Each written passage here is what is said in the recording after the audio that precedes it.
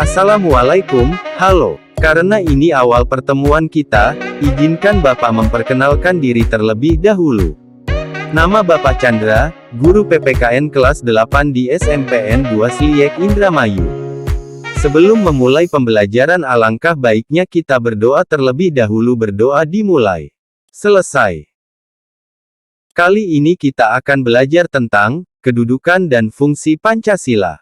Dengan mempelajari bab ini, kalian akan mempelajari nilai-nilai Pancasila sebagai dasar negara dan pandangan hidup bangsa dan bagaimana melaksanakan nilai-nilai Pancasila di lingkungan sekolah, masyarakat, bangsa dan negara. Setelah mengikuti proses pembelajaran, peserta didik diharapkan dapat bersyukur kepada Tuhan Yang Maha Esa atas konsensus nasional Pancasila sebagai dasar negara dan pandangan hidup bangsa. Mengembangkan sikap yang mencerminkan nilai-nilai luhur Pancasila sebagai dasar negara dan pandangan hidup bangsa. Mendeskripsikan kedudukan dan fungsi Pancasila sebagai dasar negara dan pandangan hidup bangsa. Menunjukkan keterampilan mengamati tentang Pancasila sebagai dasar negara dan pandangan hidup bangsa. Menunjukkan keterampilan menanya tentang Pancasila sebagai dasar negara dan pandangan hidup bangsa. A. Arti kedudukan dan fungsi Pancasila. Istilah Pancasila dalam kehidupan kenegaraan dikenalkan pertama kali oleh Ir. Soekarno dalam sidang Badan Penyelidik Usaha-Usaha Persiapan Kemerdekaan Indonesia, BPUPKI, tanggal 1 Juni tahun 1945. Menurut Ir. Soekarno, Pancasila adalah isi jiwa bangsa Indonesia yang turun-temurun sekian abad lamanya terpendam bisu oleh kebudayaan Barat. Muhammad Yamin menjelaskan bahwa Pancasila berasal dari kata panca yang berarti lima dan sila yang berarti sendi, atas, dasar atau peraturan tingkah laku yang penting dan baik. Dengan demikian, Pancasila merupakan 5 dasar yang berisi pedoman atau aturan tentang tingkah laku yang penting dan baik. Pancasila sejak tanggal 18 Agustus tahun 1945 ditetapkan sebagai dasar negara sebagaimana tertuang dalam alinea keempat pembukaan UUD Negara Republik Indonesia tahun 1945. Secara umum fungsi dan peranan Pancasila menurut TEP MPR No. III MPR 2000 tentang sumber hukum nasional dan tata urutan perundangan dinyatakan bahwa Pancasila berfungsi sebagai dasar negara. Maksudnya bahwa Pancasila digunakan sebagai dasar untuk mengatur penyelenggaraan ketatanegaraan negara, yang meliputi bidang ideologi, politik, ekonomi, sosial budaya, dan pertahanan keamanan. Fungsi dan peranan Pancasila sebelumnya telah kita kenal sebagai 1. Pancasila sebagai jiwa bangsa Indonesia. Pancasila sebagai jiwa bangsa berfungsi agar Indonesia tetap hidup dalam jiwa Pancasila.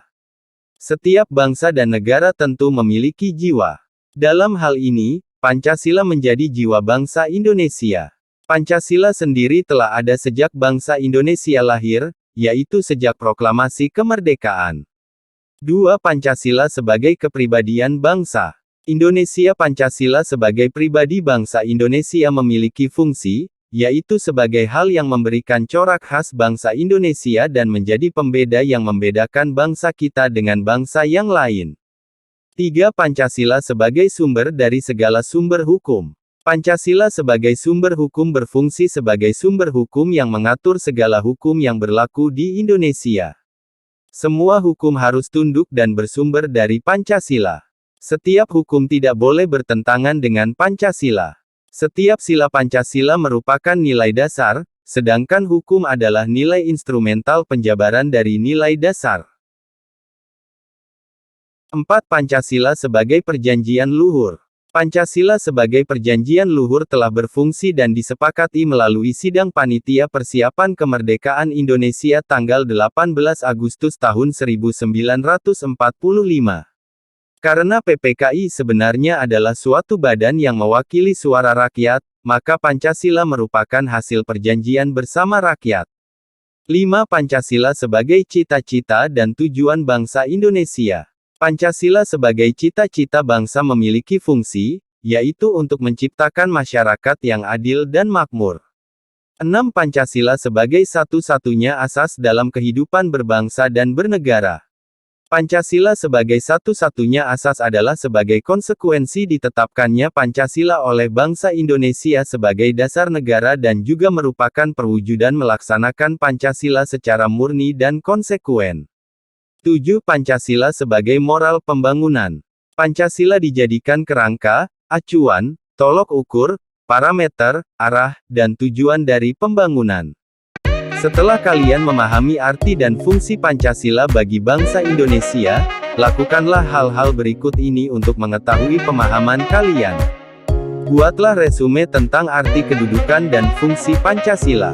Jawablah pertanyaan berikut ini. Apa arti Pancasila bagi bangsa Indonesia?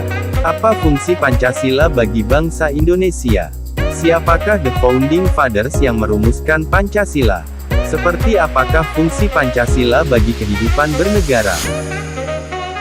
Alhamdulillah, pertemuan kita kali ini sudah usai. Sampai jumpa di pertemuan selanjutnya. Wassalamualaikum warahmatullahi wabarakatuh.